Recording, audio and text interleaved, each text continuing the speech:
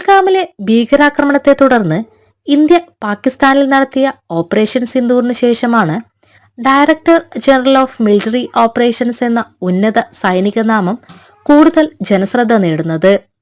Pakistan military operations director general Indian DGMOയെ ഫോണിൽ വിളിച്ചതിന്റെ അടിസ്ഥാനത്തിൽ നടത്തിയ ചർച്ചയിലാണ് കരയിലും ആകാശത്തും കടലിലുമായി നടത്തിയിരുന്ന എല്ലാ സൈനിക നടപടികളും നിർത്തിവയ്ക്കാൻ ഇരു രാജ്യങ്ങളും ധാരണയിലെത്തിയത്. ആരാണ് DGMO? എന്താണ് അദ്ദേഹത്തിന്റെ അധികാരങ്ങൾ? ലഫ്റ്റനന്റ് ജനറൽ റാങ്കിലുള്ള ഉദ്യോഗസ്ഥനാണ് ഇന്ത്യൻ സേനയുടെ DGMO പദവിയിലെത്തുന്നത്. ലഫ്റ്റനന്റ് ജനറൽ രാജീവ് ഖായാണ് ഇന്ത്യയുടെ DGMO. മേജർ ജനറൽ കാശിഫ് അബ്ദുള്ളയാണ് പാക് DGMO.